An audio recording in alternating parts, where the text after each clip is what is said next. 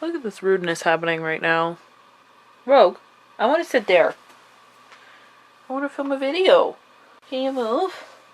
Can you move, please? So rude.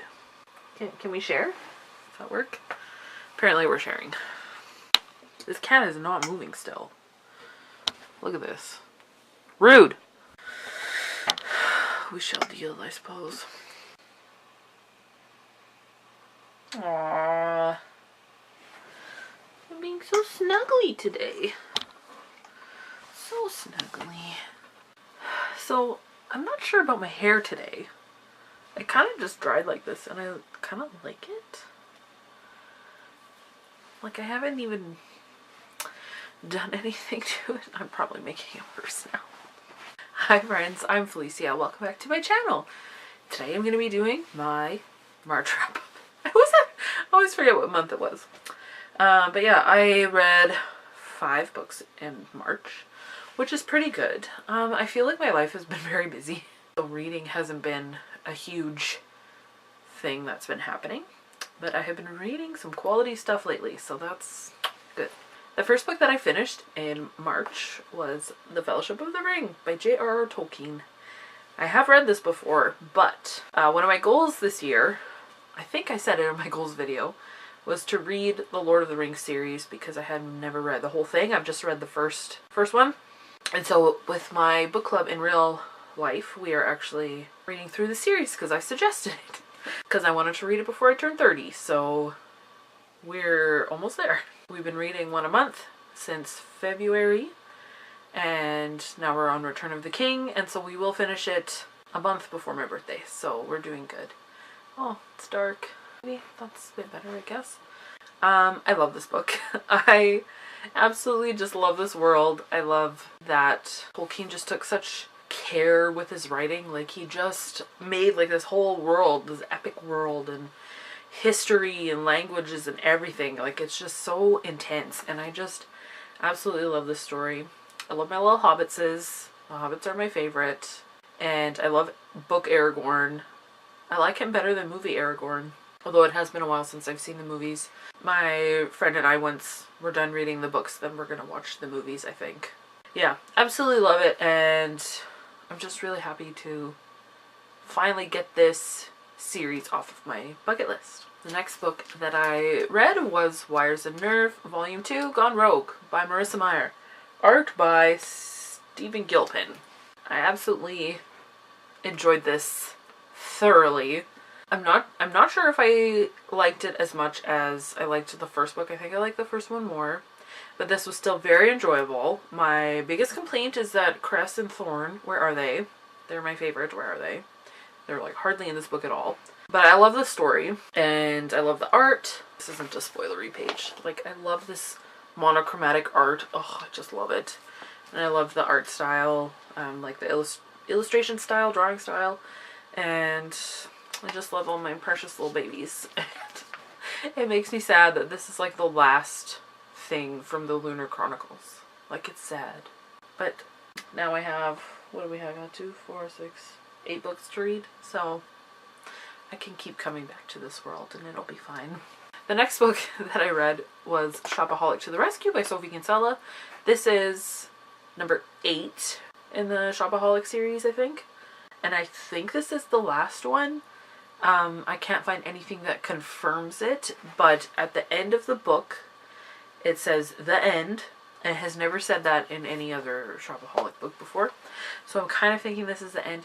But this just follows Becky, Bloomwood, Brandon, and her family in crazy hijinks, as per usual.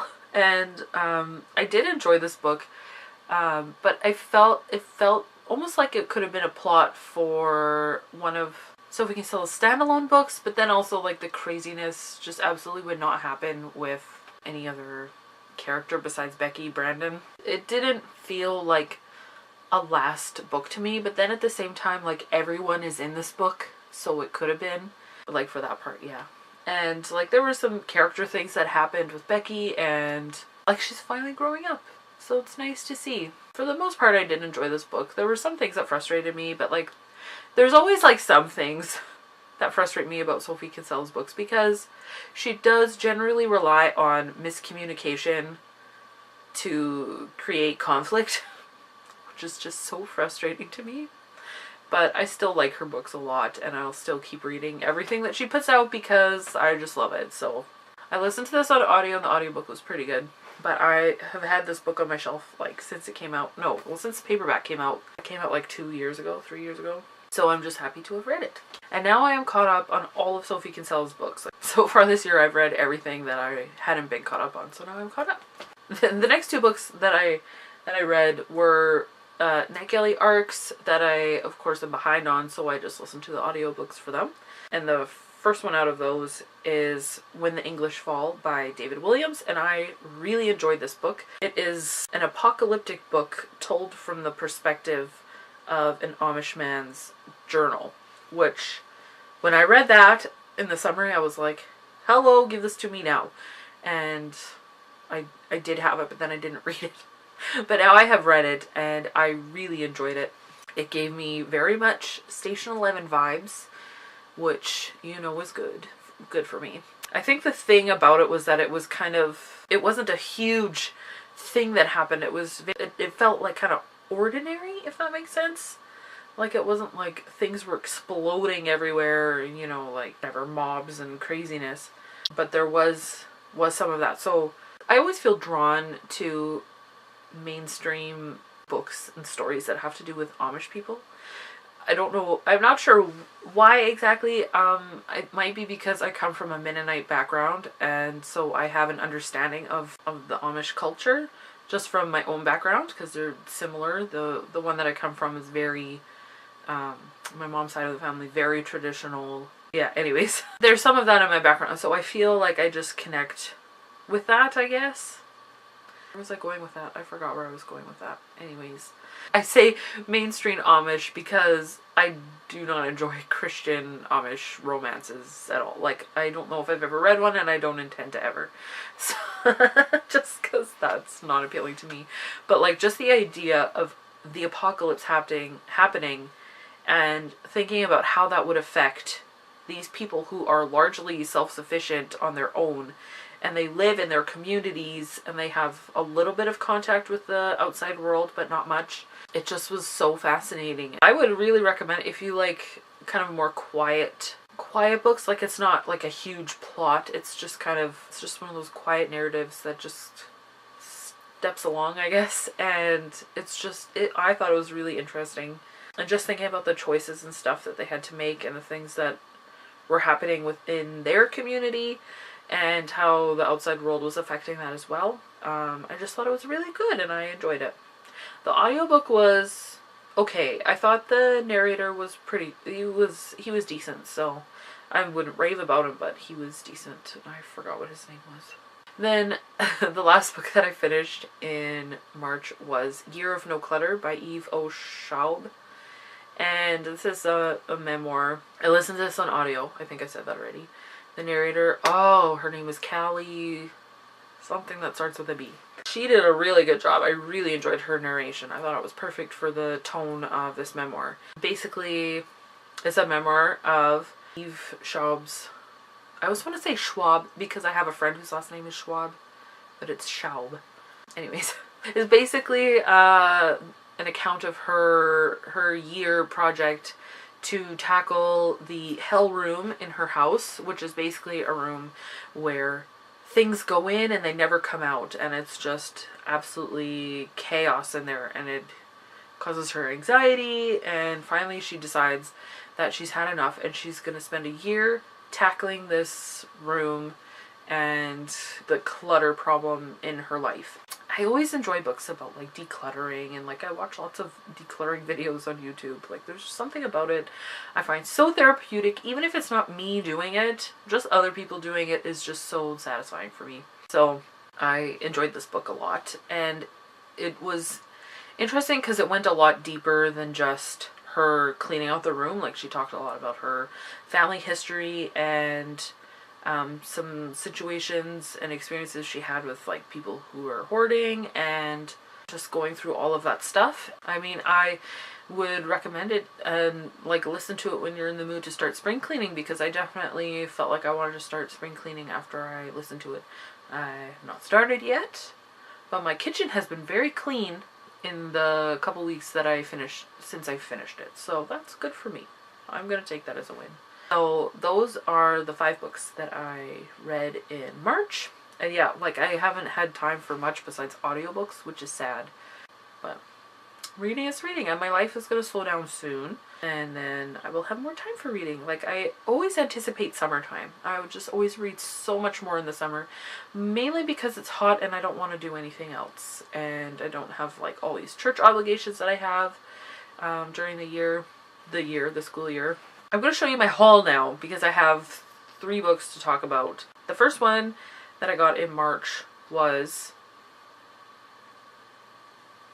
Give me a second, I forgot what it was called. The first one that I got is Callista and the Beast by Joanna Alonso.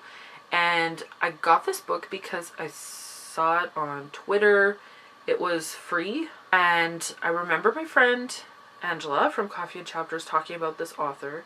This is supposed to be like a Christian modern retelling of Beauty and the Beast. And Angela read it and really liked it. But I think she's taken her original book, because it was self-published, and she's put it into 2 books now, because I can't find the original book. What's it called? The Sacred and the Scarred? Maybe I just made that up, I don't know. But anyways, I can't find that on Twitter or on Amazon, so I think she may have rebranded it as 2 books, and this is the first half. I'm not sure. Anyways, I got it because it was free, and Angela said it was good. So I did that. It's totally cold already. And then I only got 2 physical books. So basically I stuck to my rule. These books were both bought at full price though. So that's maybe a lose. I don't know. But yeah, the first one that I got is The Heavenly Man by Brother Yun with Paul Hathaway. And I got this one because Brother Yun actually came to my church in March and spent the weekend preaching. And that was just really interesting. It was so... fascinating to hear what he had to say, and he was just telling stories about his life, and his life is crazy. And he actually spoke in Chinese and had a translator. Yeah, like the story of how he came to Jesus, how his family came to Jesus, is just crazy. So I haven't read it yet, but I would like to read this soon. I think you should read it too, because his life is crazy, and I think it'll be a good read. And then I got Obsidio by Amy Kaufman and Jay Kristoff. And I haven't started reading this yet because I want to finish Return of the King first. And then I'm going to read this. And, oh my goodness. I love that it's black. Ugh, I love it. I love it. Looks like this without the thing. Did I just... No, I didn't. Did I ding my nail again? Jeez. But yeah. So I'm excited to read this. Hopefully I will be reading it as soon as I finish Return of the King. So those are all of the books from March, acquired and read. And if you've read any of them and you have thoughts about them, let me know down below. I'd love to chat about them with you. And thank you very much for watching this video and spending your time with me. And until next time, so long, and thanks for all the fish.